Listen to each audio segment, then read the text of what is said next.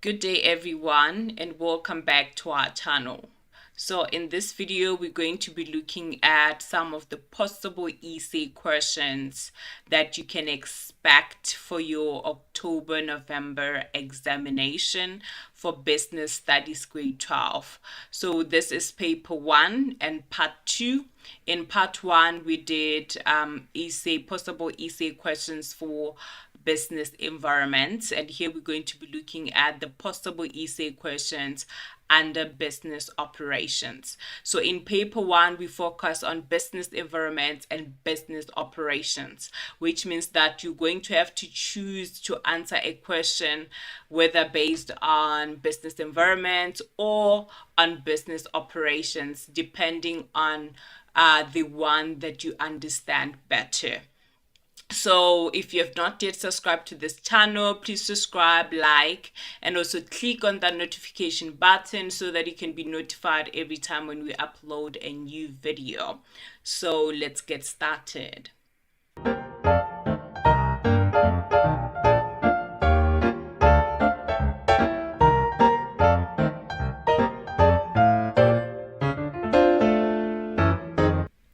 So as I've mentioned, that paper 1 focuses on business environments and business operations. Today we're going to be looking at business operations, which is human resources function and quality of performance, which means when you are preparing for your essays, you already know that they are going to bring an essay under human resources function or quality of performance. So if you know that you understand the business environments questions better, it means that you can focus more on that. And if you understand business operations better, you know that you can focus more on human resources function and quality of performance. This does not mean that you should not study anything related to business environments if you're going to write an essay, or if you're planning to answer an essay that is based on business operations, because regardless of the fact that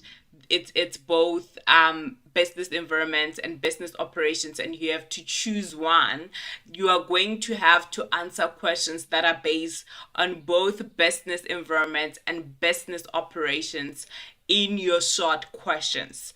But what you can do is that you focus more on the topic that you understand better, knowing that you are going to answer more questions based on that, because you are given an opportunity to choose which questions to answer on.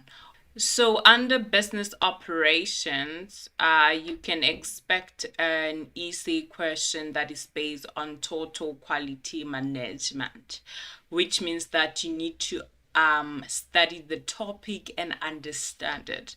This is because the questions are not always going to be the same. For example, you see here, it's an essay question that is based on total quality management, but the subtopics that they want you to discuss are not going to always be the same.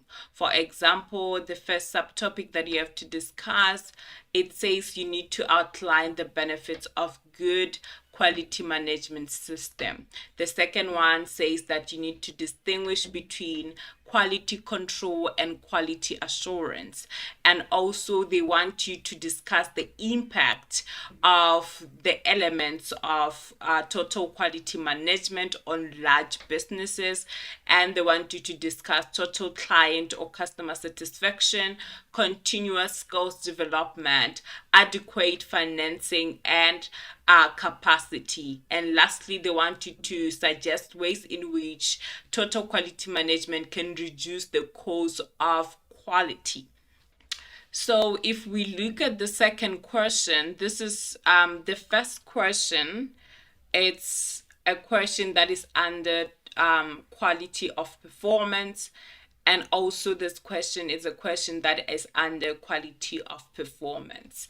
So if you look at the previous question, it has the benefits of total quality management system, and it also has differentiating or distinguishing between quality control and quality assurance. This question also has the same, but here on the elements to discuss on large businesses or on the impact of total quality management on large businesses. Now they want you to discuss continuous skills development or education and training. And they also want to discuss total client and customer satisfaction. Whereas on the previous question, they are asking one to discuss on total client or customer satisfaction, continuous skills development, and adequate financing and capacity. So the question, regardless of the fact that it's a total of performance question or essay questions, it might not always has the same subtopics to discuss. And lastly, here they say you need to advise businesses on the role of quality circles as part of continuous improvement to processes and systems. And the last sub topic here says you need to suggest ways in which total quality management can reduce the cost of quality. So the questions may not be completely the same and they may not be totally different. So what you have to do is you have to just study quality of performance and understand it as a role, so that if they bring any subtopic, you'll be able to discuss or to answer. And here is another question that is also based on quality of performance.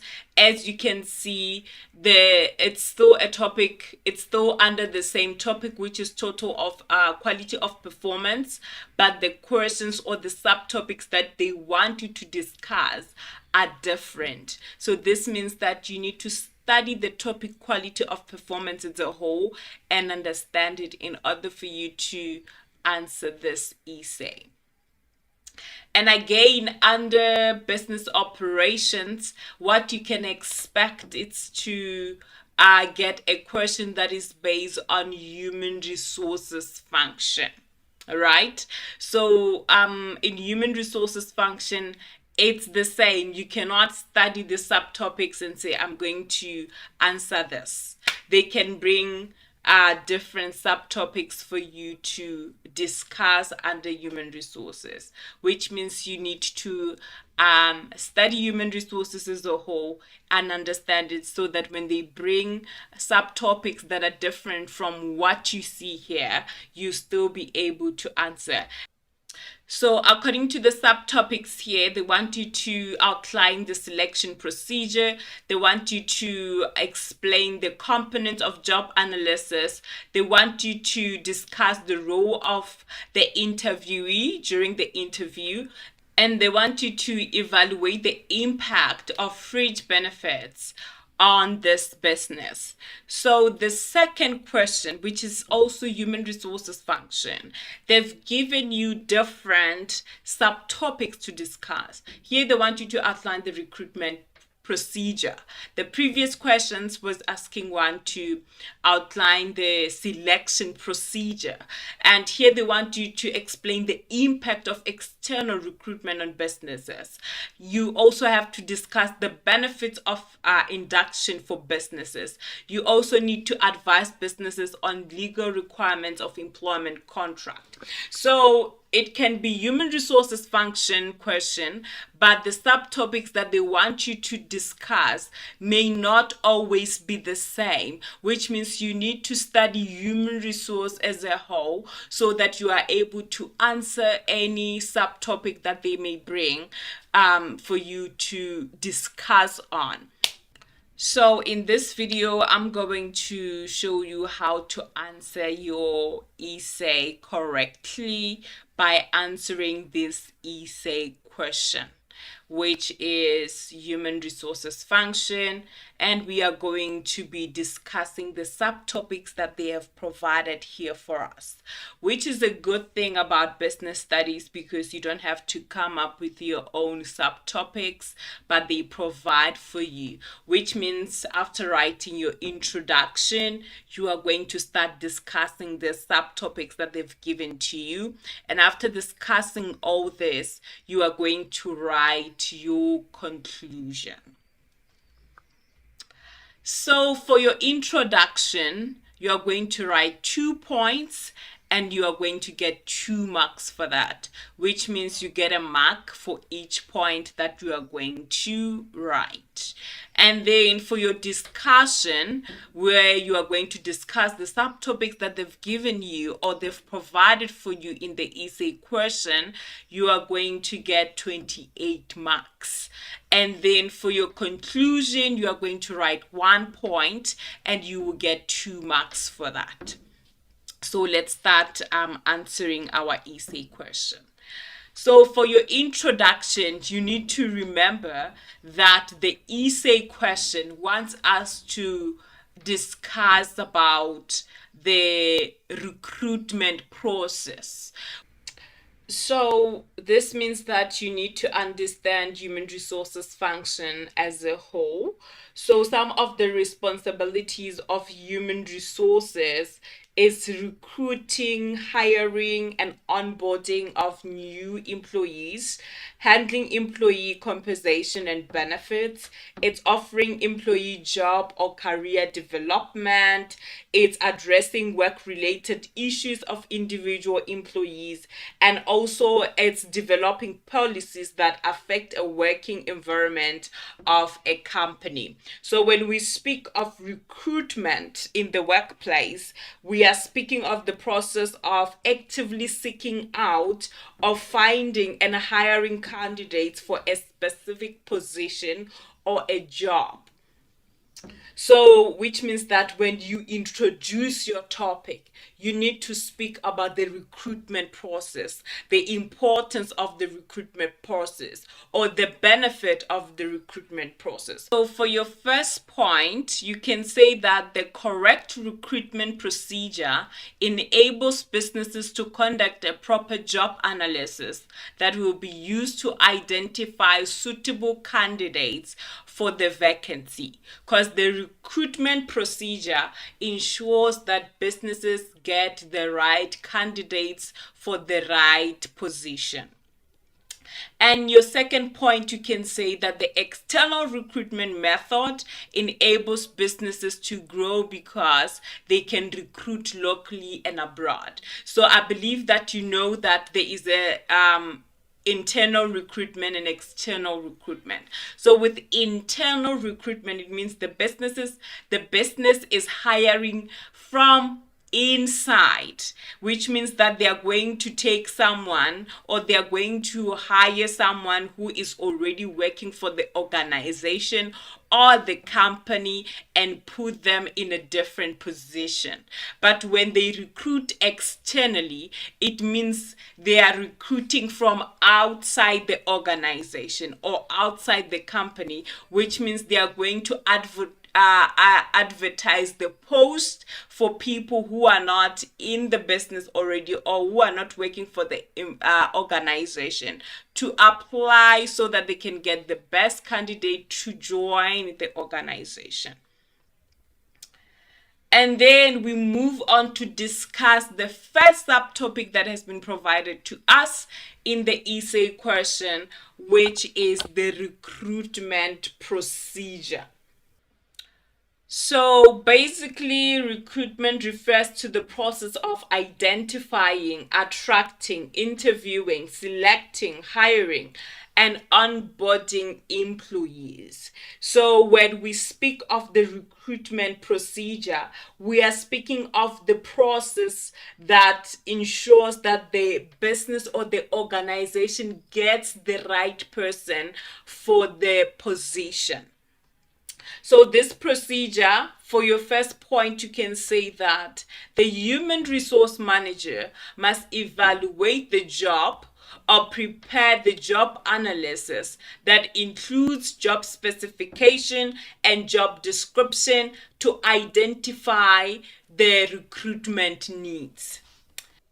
The human resource manager needs to identify the job specification, description, and key performance areas to attract suitable candidates, because the purpose here is to find the right person for the position.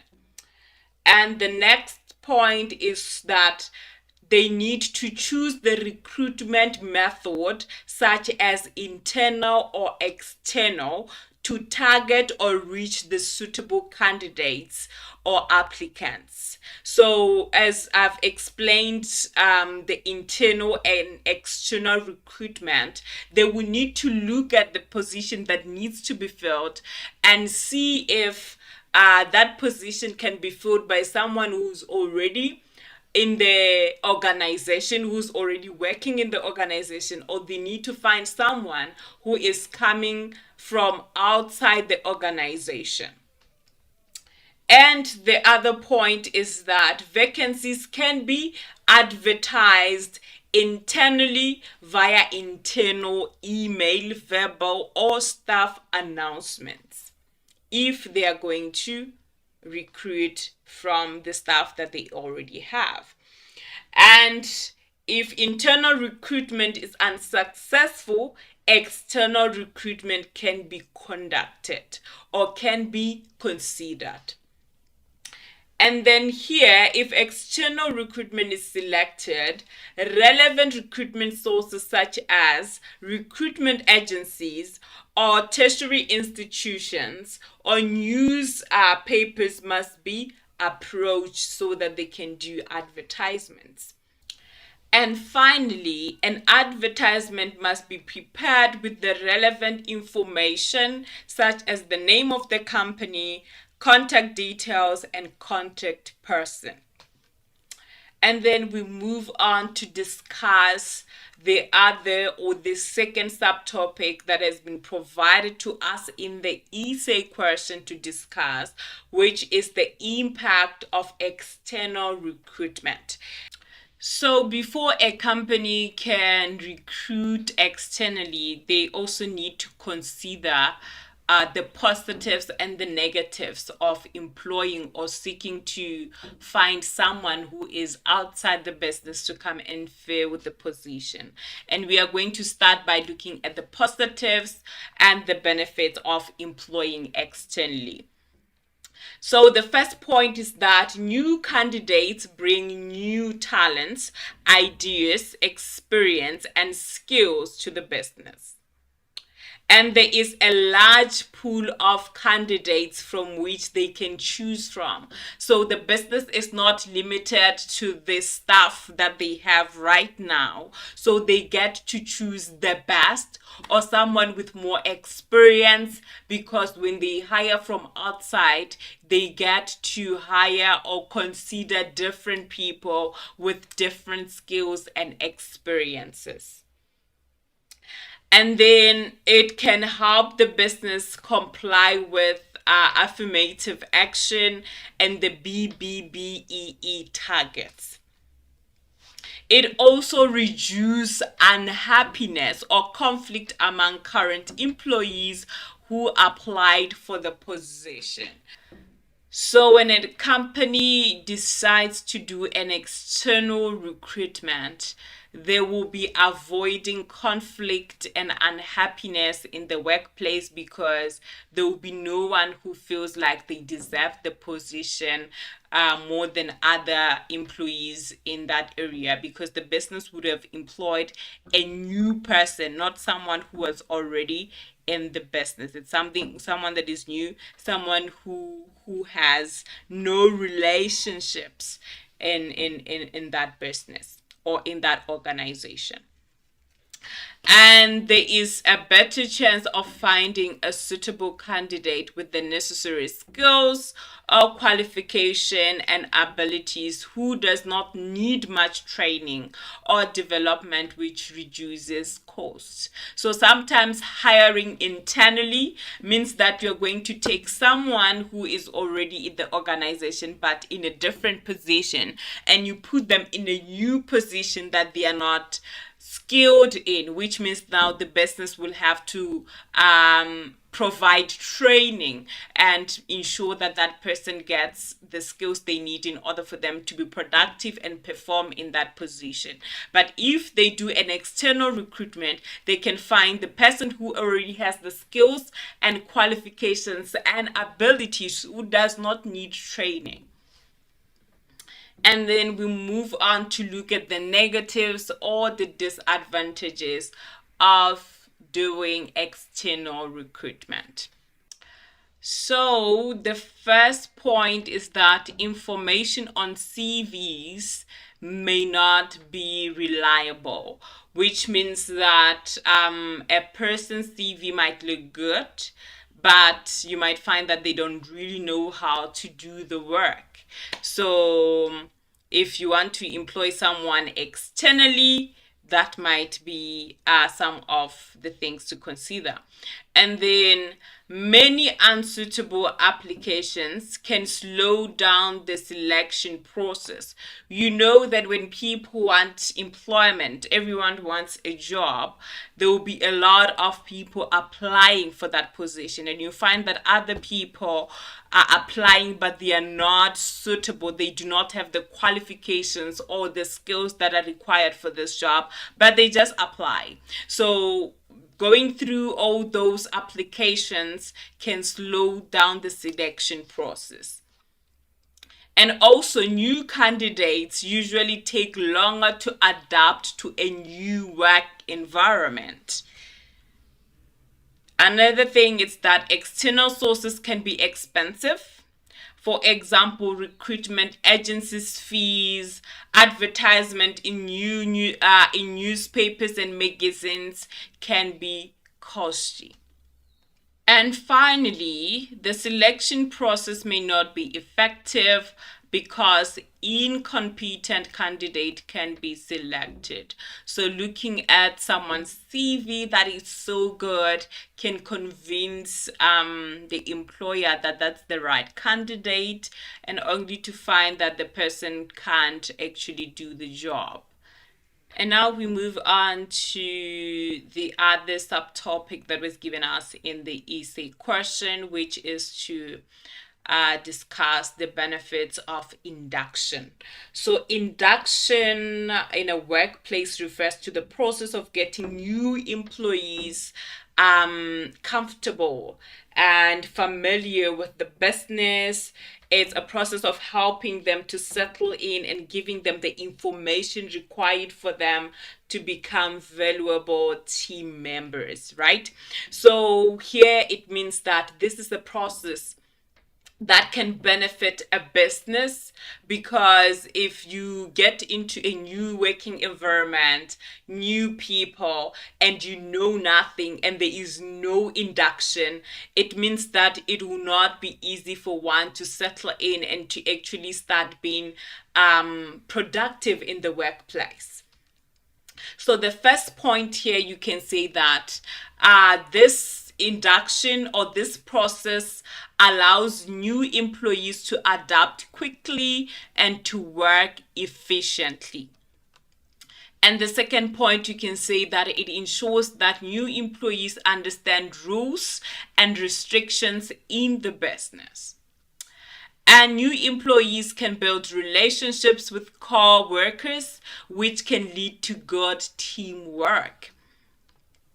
This process can help to make new employees feel comfortable and welcome in the workplace, which will reduce anxiety and uncertainty and fear in the workplace. And the result obtained during the induction process create basis for focused training. And finally, this will increase quality of performance and productivity that will promote efficient use of working methods and resources. And then we finally move to the last subtopic that has been provided in the essay question, which is legal requirements for employment contract. So an employment contract is a formal legal binding agreement between employees and employers. It entails the rules, responsibilities, and expectations for the work relationship. So the existence of an employment relationship is the starting point for the application of all labor law rules. If there is no employment relationship between the parties, which is the employee and the employer, the rules of labor law do not apply to that relationship. So means that it is important for an employer and an employee to have an agreement or a contract. So, for your first point here, you can say that both the employer and the employee must sign the contract, and the employer and the employee must agree on any changes to the contract, which means that no party can unilaterally change aspects of the employment contract, which means that the employer or the employee cannot change anything without communicating to the other. And the compensation package or benefits included must be clearly indicated, and the contract may not contain any requirements that are in conflict with the basic conditions of Employment Act. And finally, we move on to write our conclusion. Right? So your conclusion, it's more like, what is your take off from whatever that is it is that you've discussed about the recruitment procedure, right? So here you can say that businesses must be thoroughly familiar with the recruitment procedure to cover expenses for the use of the services of recruitment agencies. Restrict. And then with that, you'll be done writing your essay, and you will be having your 32 marks. So the 8 marks comes from inside, which is layout, analysis, synthesis, and originality. So for layout, they are going to look at whether you started your essay with an introduction and you followed with discussing the subtopics they've given to you, and you've ended your essay with a conclusion. And if you did that, they're going to give you 2 marks. Analysis, they are going to look at the interpretation of your subtopics, your discussion of the subtopics. And then synthesis, they are going to look at whether you answered the essay question or you just wrote anything that is related to human resources function. So if you actually answered the essay question by correctly discussing the subtopics that they've given to you, then you get 2 marks for that. And then originality, here they want to see if you have given examples, your own examples to show understanding of your discussion. Let's say, for example, on benefits of induction for businesses. One of the benefits of induction, we said that it helps new employees to build relationships with their co-workers. So you can say, for example, a new professor gets to know important staff members, which helps them to work together on future projects. That is an example of the benefit of meeting co-workers as a new employee. So it doesn't mean that every point that you're going to give, you have to give an example on it, but you can just, there and there, you can give like examples of some of the points that you've discussed, and then you get 2 marks for that. And then you'll be having your 40 marks, and that will be your 100% for your essay. Thank you so much for watching, and all the best with your paper one. I'll be uploading possible essay questions for paper two soon. So if you have not yet subscribed to the channel, please subscribe, like, and also click on that notification button so that you can be notified when I upload a new video. Thank you.